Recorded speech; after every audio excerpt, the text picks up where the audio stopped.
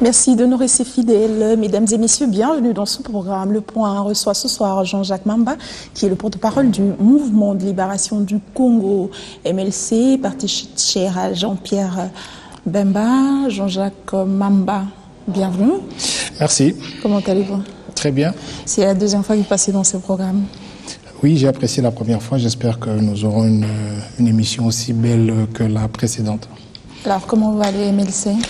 Le MLC se porte très bien, en tout cas vraiment bien. Donc je n'ai pas trop de commentaires à faire par rapport à cela, mais je vous affirme que le parti se porte très très bien. Quelles sont les dernières nouvelles? Écoutez, nous avons repris le bon train de toutes les activités des partis politiques, c'est-à-dire vous avez un comité exécutif national qui se réunit régulièrement, une fois par semaine. Nous sommes présents sur le terrain, nous avons pignon sur rue sur toutes les questions politiques de l'heure, tout ce que vous voyez. Il faudrait que le MLC accompagne l'opposition dans toutes les démarches pour autant qu'elles soient logiques et cohérentes par rapport à l'idéologie du parti, mais nous sommes présents. Et voilà, par rapport à cela, notre dynamisme s'affiche au grand jour et nous sommes tout à fait fiers aujourd'hui de le dire sans embâche. D'accord. Et Jean-Pierre Bemba, comment va-t-il ? Mais écoutez, si vous me parlez de son moral, je vous dirais qu'il va très bien. Maintenant, par rapport au procès, nous approchons petit à petit, mais je crois que ça sera pour le mois de mars que nous aurons finalement le verdict.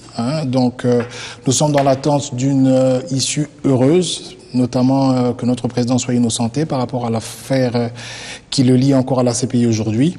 Et donc, au mois de mars, nous serons bel et bien fixés. Et à partir de là, on pourra organiser les choses. Innocenté. Que pensez-vous de 30 ans de prison qu'il pourra subir, Vous savez, c'est de la spéculation. J'ai été un peu triste aussi de voir que c'est un ministre congolais qui va commenter les prescrits de la CPI. J'aurais bien voulu entendre ça d'un ministre de la Centrafrique parce qu'il serait dans une position victimaire. Mais bon, comme c'est un ministre congolais qui le dit, qui a d'abord comme prérogative et même devoir de protéger d'abord les siens, donc les Congolais et tous compatriotes congolais, c'était un peu triste. Mais maintenant, c'est de la spéculation. Nous le saurons bientôt. Je crois que dans moins d'un mois, les opinions seront fixées et la vérité sera connue. Ouais, on entend ces discours depuis un bon bout de temps. On nous donne toujours l'espoir que Jean-Pierre Bemba reviendra. Depuis, ça fait près de 9 ans. Est-ce qu'on peut cette fois-ci espérer le voir à la présidentielle se présenter? Bon, je pense que son dossier a fortement évolué. Et puis, la justice, c'est quelque chose... Vous savez, la justice, ce n'est pas de la mécanique. Ce n'est pas une science exacte. La justice prend son temps. Elle se veut indépendante, elle a des méthodes qui sont les siennes et son calendrier ou ses actions dans la manière d'apprécier des actions chronologiquement, nous n'avons pas la maîtrise. Pourquoi? Parce que bon, tous les droits doivent être usés, le procureur a le droit de faire ce qu'il a fait pendant ces 7 années, on donne le temps maximum parce que bon, c'est une affaire quand même grave. Vous allez aussi comprendre que la République centrafricaine au jour d'aujourd'hui, c'est un peu triste, mais n'est pas sortie d'affaires. Donc ça veut dire que le MLC n'est pas en Centrafrique, mais le pays est toujours dans le chaos. Donc aujourd'hui, même dans l'intérêt du président, pour son honneur, pour l'honneur de sa famille, il a fallu que toutes les preuves soient présentées, que la justice fasse vraiment un travail sur base d'éléments probants, mais malheureusement l'accusation n'a pas ces éléments probants. Donc en partant de là, moi j'ose croire que comme il a eu aussi sa liberté provisoire dans l'affaire Connex, j'ose croire que d'ici quelques semaines les nouvelles seront très bonnes. Maintenant, bon, vous allez me dire. Et si jamais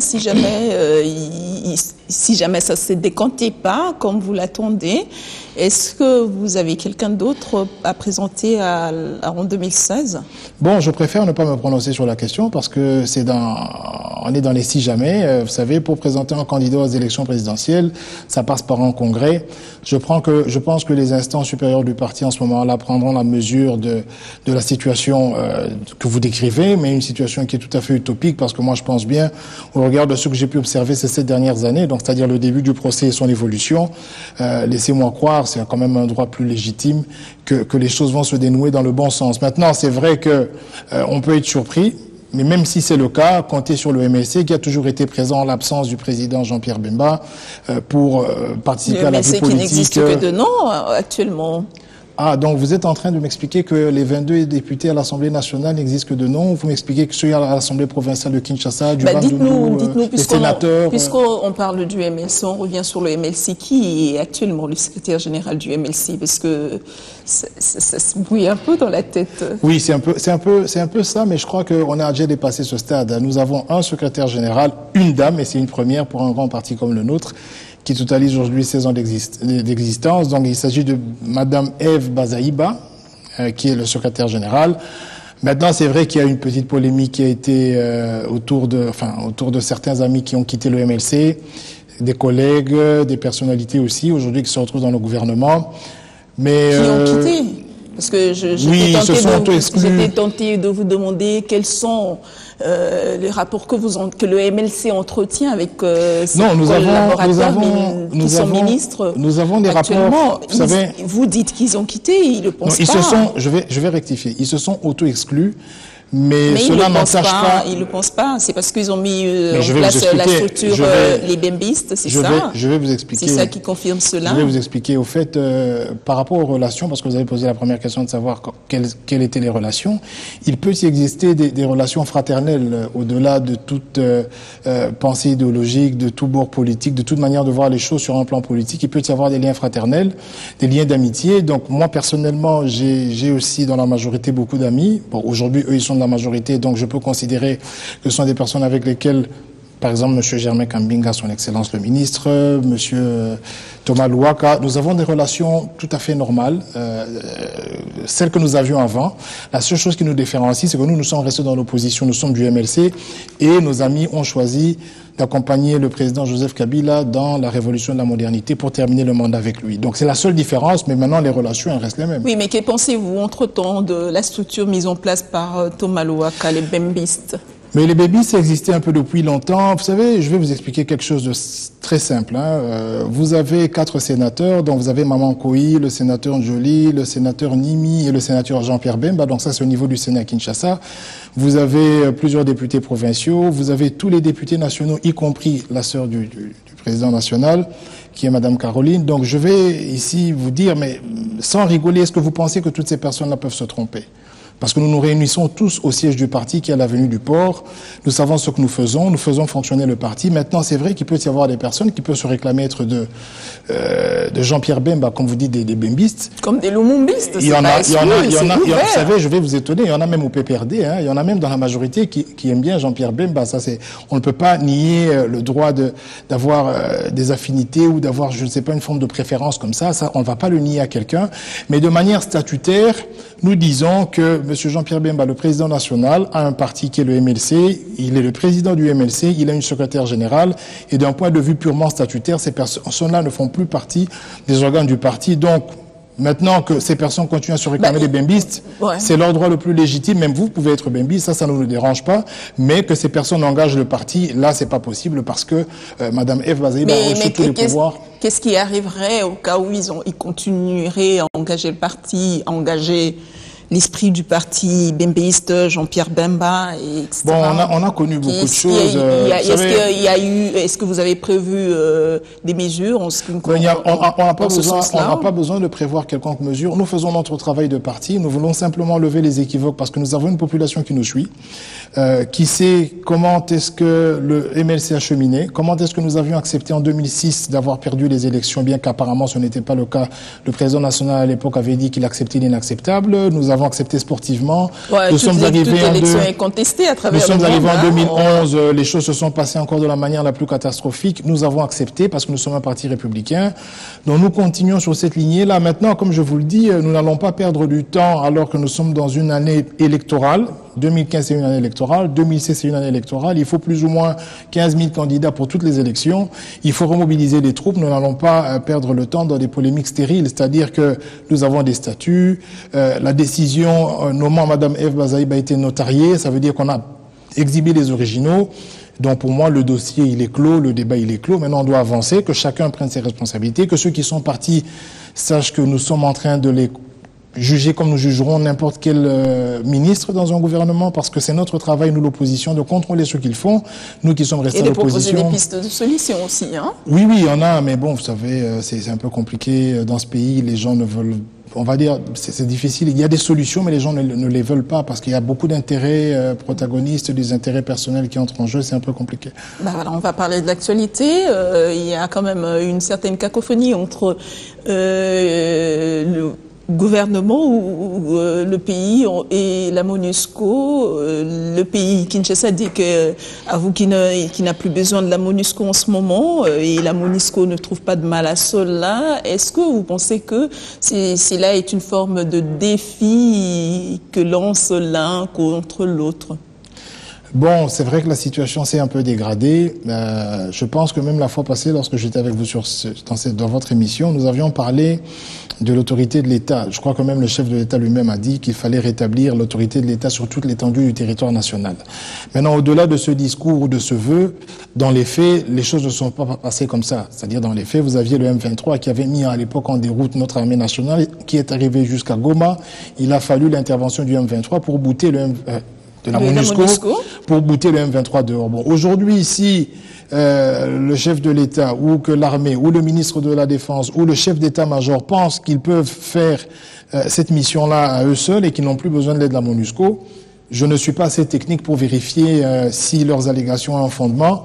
Mais ce que je me dis, c'est que comme n'importe quel citoyen, il y a des questions légitimes qui peuvent être posées, c'est-à-dire mais comment on a sollicité le M23, enfin la MONUSCO pour le M23 et comment quand il s'agit des FDLR, on voit un gouvernement qui réchigne et qui veut en ce moment-là marteler son indépendance alors qu'on sait très bien que ce problème des FDLR date de plusieurs années, depuis l'époque de Laurent Désiré Kabila. Mais alors on va parler parce que Kagame ne veut pas ouvrir un dialogue chez lui pour recevoir les siens alors que nous l'avions fait. Donc les siens, ça veut dire les FDLR. Il ne veut pas d'ouverture politique.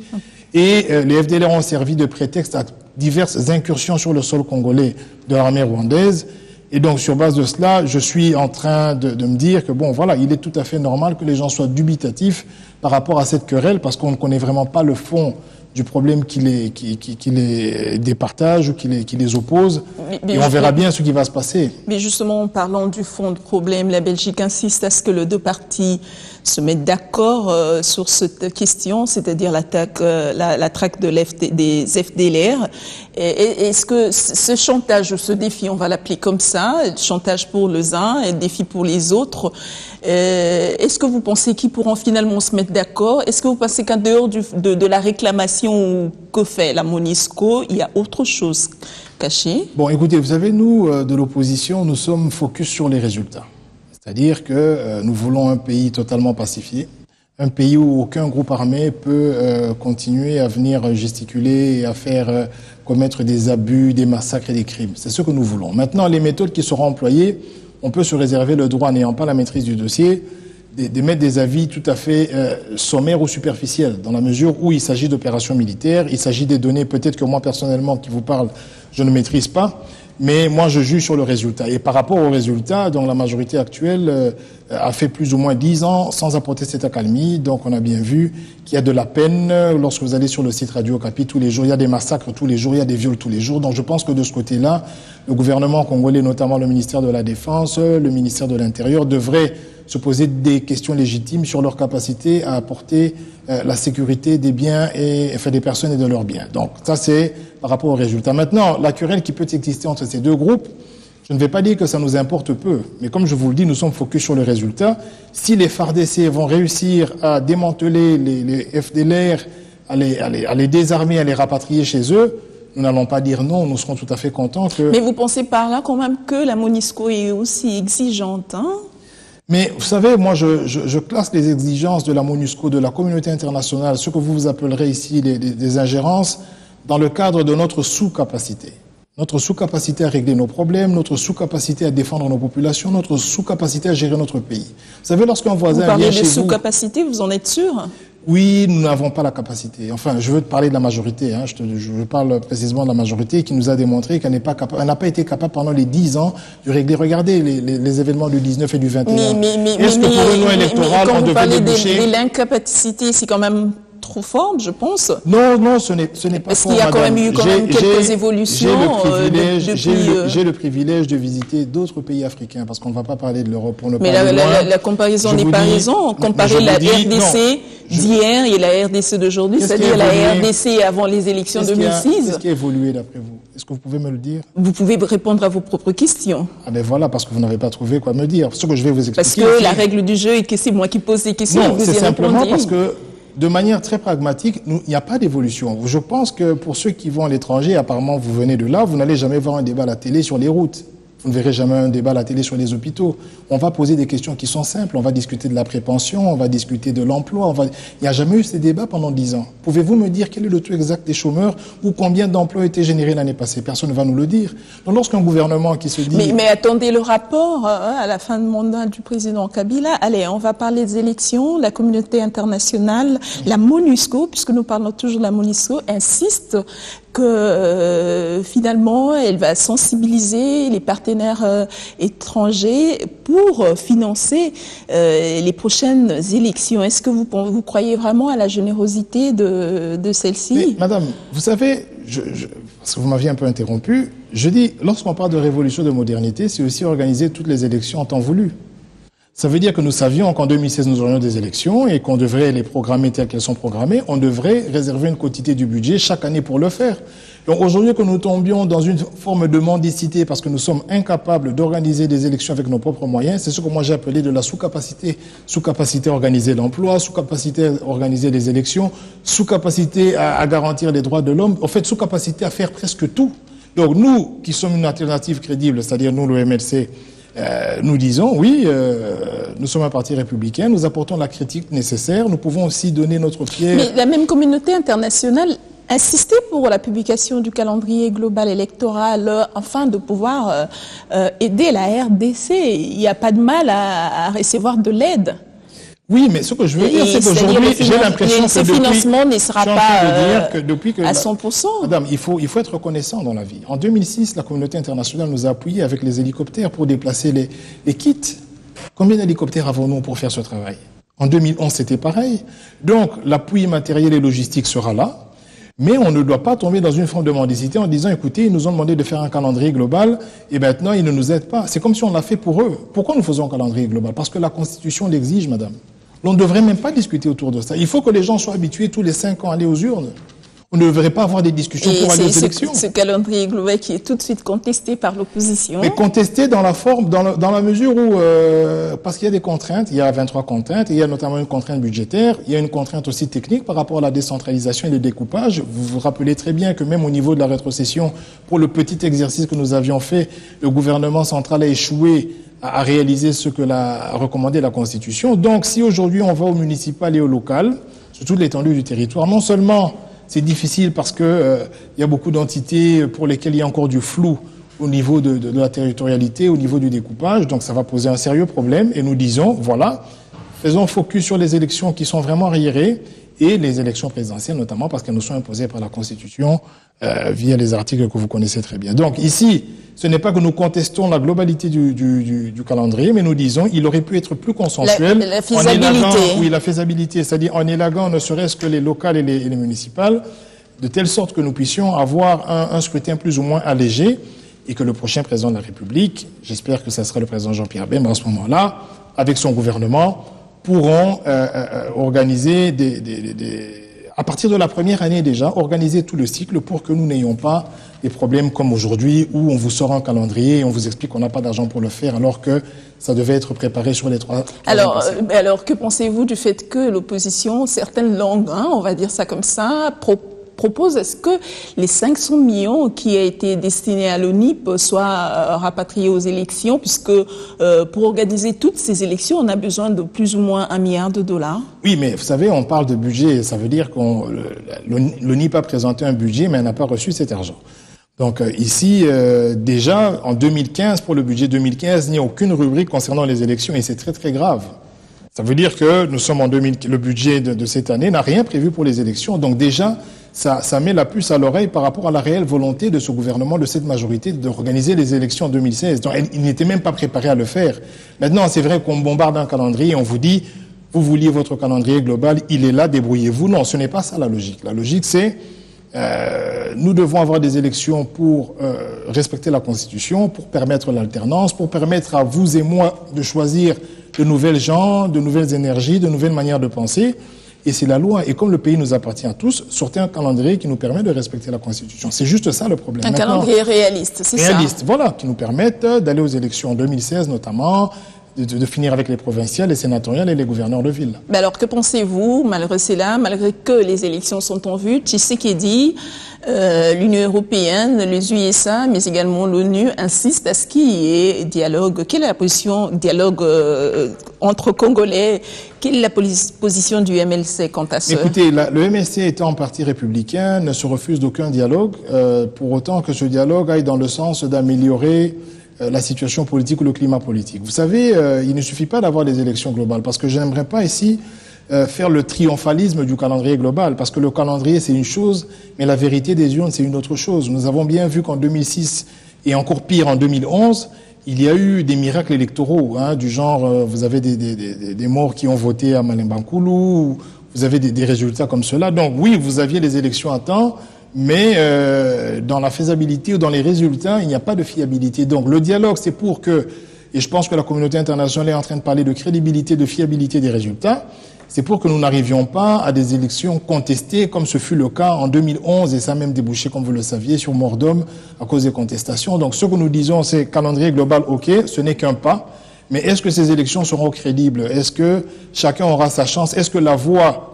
Vous allez me donner, si je suis candidat, est-ce que cette voix sera retranscrite? Est-ce que je la verrai, cette voix? Ça, c'est une question qui est fondamentale. Mais de l'autre côté, le gouvernement pense que ce dialogue favoriserait le glissement. Mais madame, discuter, ça ne va pas... Est-ce que les instances qui vont discuter vont empêcher la CENI de travailler? Du tout.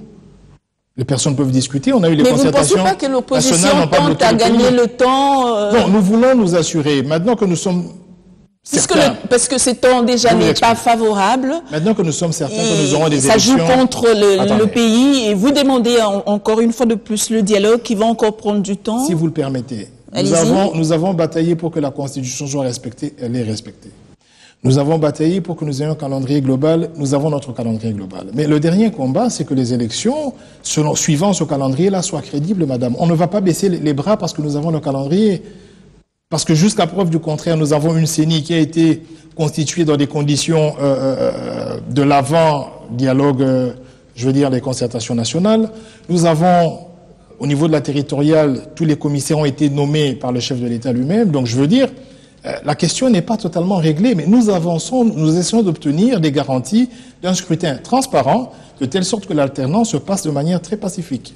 Alors, on a assisté à la contestation de l'opposition face à la publication partielle du calendrier électoral et maintenant qu'on a publié le calendrier global, elle continue à contester. Est-ce que vous êtes du même avis que Délice Sanga qui pense que le consensus n'a pas été recherché quant à l'élaboration de ce calendrier global?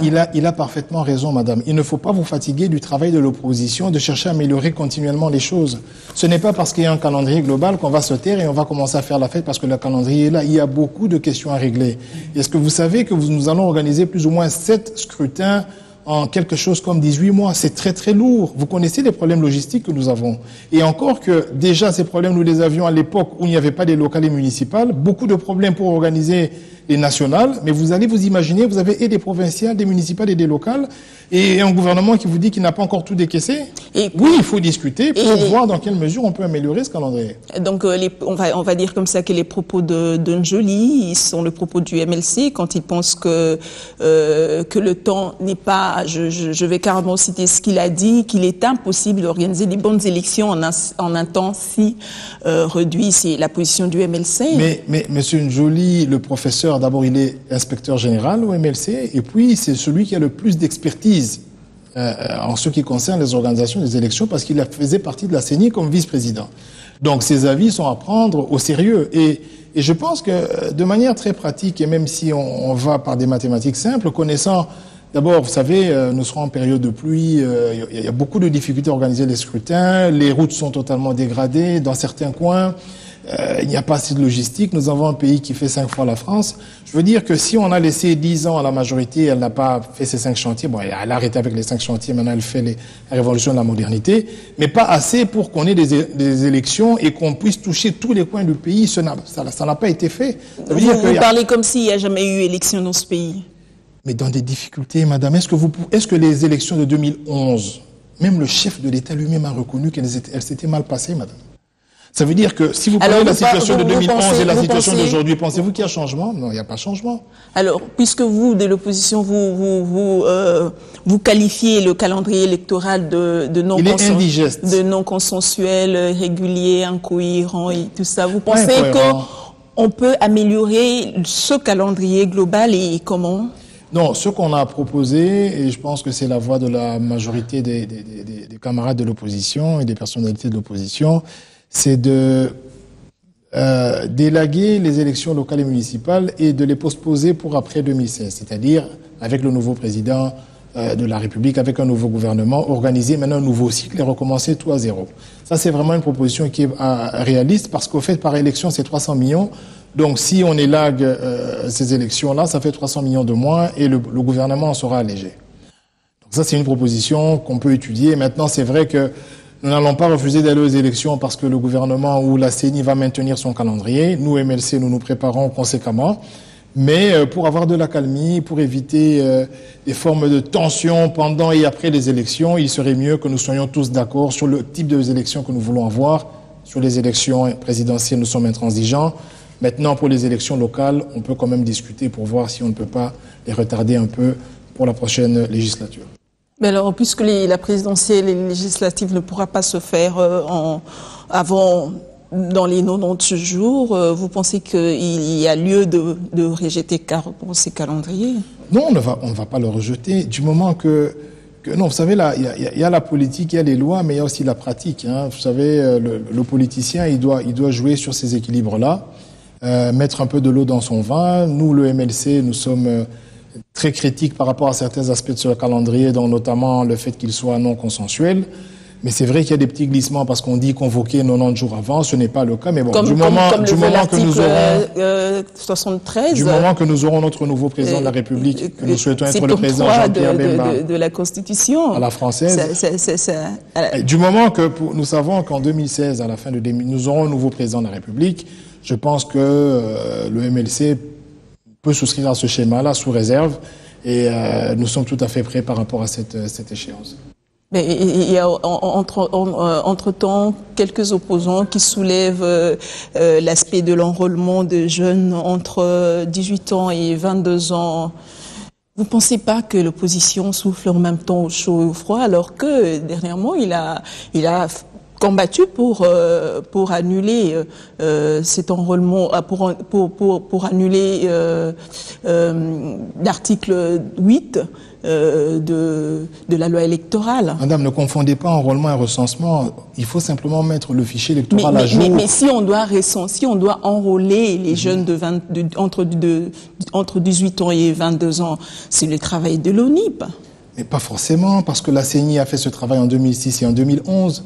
Lorsque vous êtes vous êtes en train, depuis le début, en train de déplorer les élections de 2006 et de 2011. Et voilà ce qui se passe, madame. Je viens de vous expliquer qu'un État moderne, la révolution de la modernité, c'est un État qui prévoit, c'est un État qui anticipe. Nous devrions avoir dans ce pays des cartes d'identité, nous n'en avons pas.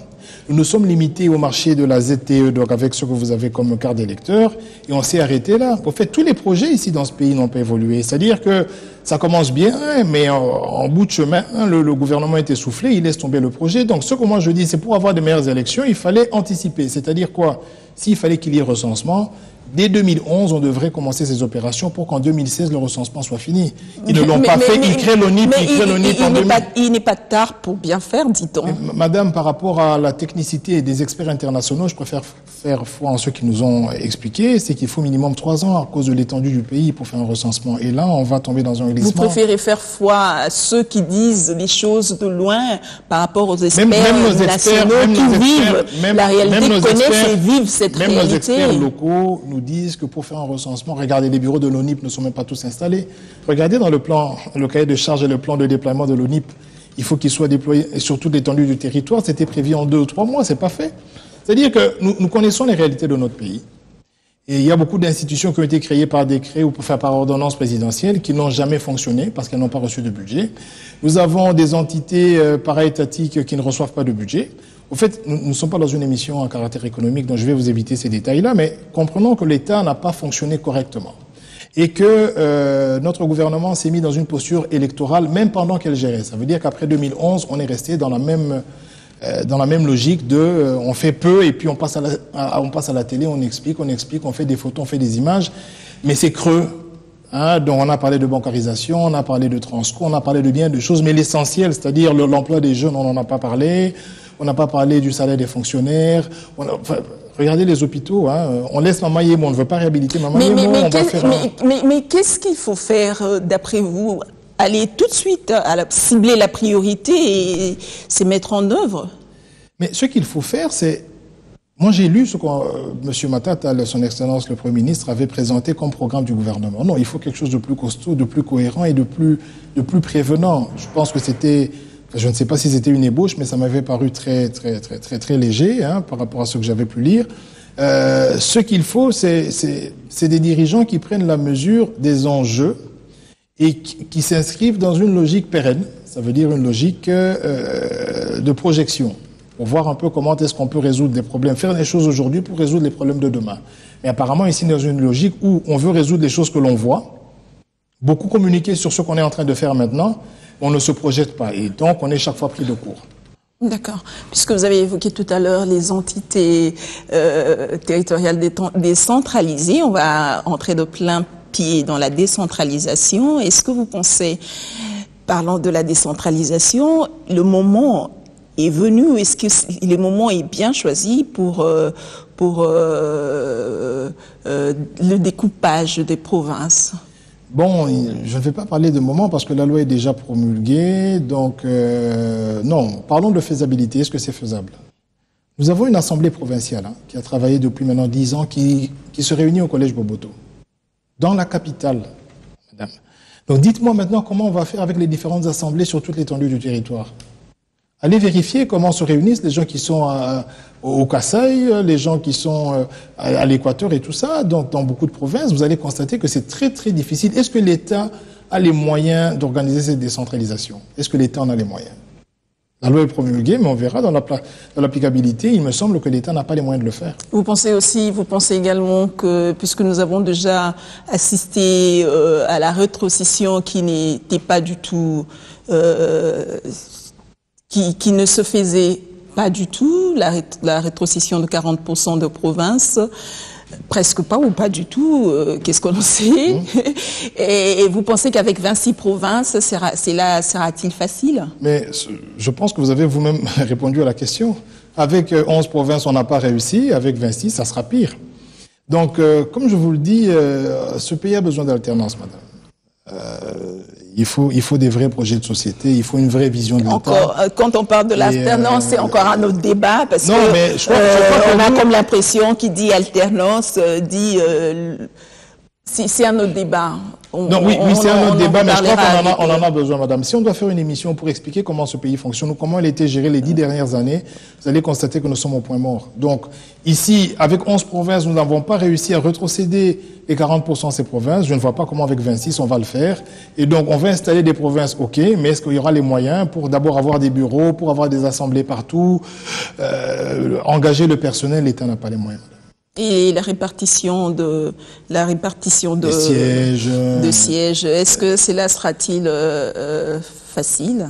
C'est fera-t-il facilement, vous pensez? Quand déjà il n'y a pas de moyens et qu'il y a des problèmes avec la caisse de péréquation, donc je ne sais même pas comment ça va se passer. Vous avez par exemple des gens qui vous disent que tous ceux qui ont investi à Kisangani, ils se retrouveront dans une autre province, par exemple, et ils vont dire comment ils vont accepter que tous ceux qui ont investi toute leur vie se retrouvent, qu'ils soient dépossédés, parce que Kisangani se retrouverait être sur un autre territoire. Je veux simplement dire qu'il y aura des problèmes pratiques d'applicabilité, de faisabilité.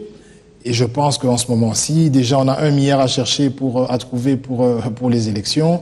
Je vois mal comment ce gouvernement assez essoufflé, avec un petit budget de 9 milliards, peut organiser les 26 provinces, alors que depuis 10 ans, il n'a même pas organisé les 11 provinces, parce qu'il n'a même pas retrocédé ce qui devait à ces provinces-là. Donc, nous sommes dans une logique où nous disons, nous sommes en campagne électorale. Nous allons prendre notre temps d'expliquer à la population les enjeux de l'heure, parce que c'est la population qui va décider. Nous nous exposons la situation. Nous ne sommes peut-être pas les meilleurs, mais laissez-nous moins exposer ceux que nous voyons, ceux que nous avons vécus. Et en exposant ce que nous avons vécu, les gens comprendront. Et je pense que nous allons mieux faire. Et c'est vraiment comme ça que ça va se passer. D'accord, on parle de la sécurité, on tend vers la fin de l'émission. Ça fait 1 an depuis la promulgation de la loi d'amnistie, alors que d'autres bénéficiaires se retrouvent toujours en détention. Pourquoi n'applique-t-on pas finalement en intégralité cette loi ? C'est une question qu'il faudrait peut-être poser au ministère ou au ministre de la Justice ou à des services. Vous, en tant qu'observateur averti. En tant qu'observateur, c'est une loi qui est tout à fait sélective. Hein. Vous savez, il y a plusieurs personnes qui se retrouvent à Makala aujourd'hui qui n'ont joui d'aucun procès. Maintenant, faut-il encore voir si toutes les personnes qui ont été étiquetées M23 ou qui ont été étiquetées comme rebelles le sont vraiment. Du moment que la justice ne s'est pas saisie des dossiers, que nous n'avons pas assisté à des procès, nous tombons facilement et très vite dans l'aléatoire. Et je pense que nous sommes dans une situation d'aléatoire ici où vous avez, par exemple pour le cas de M. Kamere, des gens qui s'entendent, qui font un arrangement à l'amiable, et puis vous avez une cour qui se saisit du dossier. Donc je veux dire, même nos amis partenaires étrangers nous disent que notre justice ne fonctionne pas bien. Je ne vois pas pourquoi vous voulez commenter le cas de Kamere, parce que... Non, je ne commente pas le cas. Je vous parle de la justice parce que vous parlez de la loi d'amnistie. Je vous fais le lien. Je vous dis que pour qu'une loi soit impersonnelle, il faut que les juges et que les personnes qui appliquent cette loi soient indépendants. Mais là, c'est une loi au cas par cas et il me semble bien qu'il y a bien des personnes qui sont en Makala. Qu'est-ce qui vous fait dire que la justice congolaise n'est pas indépendante ? Elle subit beaucoup de pression. Vous savez, je vais vous donner un cas, par exemple, de l'honorable Babala, la CPI qui écrit pour dire que on devrait le libérer. C'était la liberté provisoire. Il y a 2 voies, il y a 2 chemins. Il y a d'abord la ministre qui dit que oui, je suis favorable, et puis le procureur qui vient qui dit le contraire, et se contredisent. Et à un certain moment, la CPI a envoyé M. Babala malgré l'avis contre l'avis de la République démocratique du Congo. C'est tout à fait incohérent. Donc il y a plusieurs exemples. Est-ce qu'un seul cas suffit à ce que vous pensiez que cette justice n'est pas indépendante ? Je ne sais pas si vous est déjà arrivé d'aller au tribunal à Kinshasa ou d'aller au tribunal de grande instance, même pour une affaire banale. Pour qu'une justice soit indépendante, il faut que les juges soient bien payés, il faut que les magistrats reçoivent un bon salaire. Mais je vous avoue que si vous êtes indigent, c'est très très difficile d'obtenir les gains de cause dans ce pays. Donc on ne va pas se voiler la face. C'est notre pays, nous l'aimons tous. Mais la situation dans laquelle travaillent nos camarades magistrats et juges ne leur permettent pas d'être indépendants des pressions sociales ou des pressions socio-économiques. Et ça, j'assume ce que je dis. D'accord, on était dans la loi d'amnistie, et moi je vous dis que la loi d'amnistie, c'est un fourre-tout. Est-ce que cela empêche-t-il aux ex-M23 qui sont réfugiés au Rwanda et à Burundi de pouvoir regagner le pays? Bon, madame, vous savez, la paix et la justice vont de pair. Je ne veux pas appartenir à un pays où lorsque vous tuez une personne, vous allez à Makala, et lorsque vous en tuez 10 000, on doit vous amnistier. Je veux dire que ces personnes, si elles ont commis des crimes, doivent répondre de ces crimes et les familles doivent être consolées, ne serait-ce qu'indemnisées par rapport aux crimes qui ont été commis. Maintenant, je ne suis pas là pour faire l'apologie de pardonner tout le monde. Hein. Je veux dire que les crimes, lorsqu'ils sont reconnus et réputés être vrais, les personnes doivent être sanctionnées. Parce que si une personne, comme je viens de vous le dire, tue deux individus, elle va en prison. Si elle en tue 10 000, on cherche à négocier avec elle, on cherche des lois d'amnistie. Je trouve ça tout à fait incohérent. Donc paix et justice doivent aller de pair. Et dans ce cas-là, je peux comprendre que certains gens ne bénéficient pas de cette amnistie si les faits allégués sont avérés. On vous entend parler, c'est comme si vous ne soutenez pas le fait que les M23 se sentent en insécurité quant à cette loi. Pour pouvoir regagner le madame, pays. Vous savez, le M23, pour ne pas aller dans beaucoup de commentaires, le M23... les ex-M23. Les ex, c'est une confusion. On a vu des Congolais, on a vu des personnes qui se réclamaient être des Congolais, comme à l'époque de Mosé Laurent-Désiré Kabila. Lorsqu'il y a eu des troubles, il y a des Congolais qui sont partis au Rwanda et qui sont partis en Ouganda. Pour vous dire vrai, madame, il y a 450 ethnies dans ce pays. Et si chaque ethnie devait chaque fois prendre les armes pour faire des revendications, ce pays n'existerait plus. Donc moi, je ne soutiens pas toutes les démarches qui visent à déstabiliser le pays et après exiger des droits qui sans réparation. Parce que finalement, toutes les personnes qui ont subi les atrocités du M23, des FDLR, ces personnes-là n'ont pas été indemnisées, elles n'ont pas été consolées. Donc pour moi, je suis plutôt du côté des victimes. Maintenant, le M23 a signé des accords. Il n'a qu'à suivre ce qu'il a signé comme accord et on espère bien que ça va aboutir à ça sera favorable pour eux aussi. En parlant, en dénonçant la prise des armes, vous soutenez pas non plus l'acte qu'avait la rébellion qu'avait fait Jean-Pierre Bemba à son époque pour pouvoir réclamer ses droits, entre guillemets. Ah non, vous savez, le contexte était tout à fait différent. Nous avions... Rébellion, ça reste rébellion. Non, le contexte était tout à fait différent parce qu'au fait, vous la aviez... prise des armes reste la prise des armes. Vous savez, vous aviez un président qui avait fait un coup d'État, qui était le président Mouzé Laurent-Désiré Kabila. Et que lorsqu'il est arrivé, il a confisqué toute la vie politique en créant un parti unique. Ok, donc déjà, il n'avait pas de légitimité. Et encore... qu'il n'avait pas de légitimité, il voulait confisquer la même explication que vous fournissez en ce moment, autres aussi regardez, le font autrement. Donc on retient quand même que la prise d'armes, on peut revendiquer autrement sans prendre les armes. Madame, vous aviez le président Kabila qui avait été élu en gouvernement, un président qui a été élu, le M23 a pris des armes sans revendication claire. Quelle était la revendication du M23 ? Mais qu'est-ce qu'on retient, les jeunes gens qui nous regardent, que la revendication s'est faite autrement et non par la prise des armes, quelles que soient les raisons. Quittant le contexte belligérant où nous avions un président qui n'avait pas la légitimité, qui avait pris le pouvoir par les armes, le MLC s'est mué en parti républicain et a juré de ne plus jamais reprendre les armes et nous faisons un combat comme avec vous ici à la télé, un combat totalement républicain. C'est-à-dire, vous regrettez cette prise d'armes? Mais je regrette qu'après Sun City, que nous soyons tous convenus que le sang ne devait plus couler dans ce pays, que pour quelconque raison nous devons tous dialoguer pour arriver à un compromis, je peux tout à fait regretter, c'est légitime que je regrette, que le M23 déstabilise le pays pendant des mois pour des revendications qui ne sont pas claires. Maintenant, je dis, nous sommes un parti républicain. Oui, nous avions pris les armes, mais c'était un contexte tout à fait différent parce que nous avions des revendications claires. Et là, c'est assez tribal parce que vous savez, c'est que moi je veux comprendre et que la prise d'armes, la rébellion est condamnable, quelles que soient les raisons de revendication. Non, madame, elle n'est pas. Non. Ah, ne me faites pas dire ce que je n'ai pas dit. Même notre constitution le prévoit. Qu'à un certain moment, les gens peuvent se rebeller. Lorsque quelqu'un confisque le pouvoir, c'est ce qui s'est passé avec Mouzé Kabila. On parle de la rébellion avec prise d'armes? Non, on parle d'un groupe de personnes qui s'organisent pour se révolter par rapport, ou s'insurger, ou se mettre en position d'insoumission par rapport à un pouvoir dictatorial. Notre constitution le prévoit. Donc nous avions appliqué cette constitution à l'époque, mais le M23 avait en face de lui un gouvernement légitime. Et vous savez, c'était quoi le prétexte ? Que les Tutsis étaient menacés ou des choses comme ça, alors que comme je vous le dis, il y a 450 ethnies, toutes les ethnies doivent se sentir à l'aise au Congo. On ne peut pas faire un procès d'intention et faire une guerre sur base tribale. La guerre du MLC n'était pas une guerre tribale. Nous combattions la liberté, c'était le chemin vers la liberté, et je pense que nous étions couverts par l'article de la Constitution en ce moment-là. D'accord. Monsieur Jean-Jacques Mamba, je vous dis merci d'avoir été nôtre pour ce programme. C'était un plaisir pour moi, je vous remercie également. D'accord. Merci également à vous d'avoir été des nôtres pendant 45 minutes. Vous avez certainement pris ce programme en cours. Il reviendra demain à 7h15, mais également le jeudi à 23h. Entre-temps, moi je fixe rendez-vous le mardi prochain à 20h30 avec un nouvel invité et certainement avec des nouvelles questions d'actualité. Merci d'avoir été des nôtres une fois de plus et restez avec nous sur BON. Au revoir.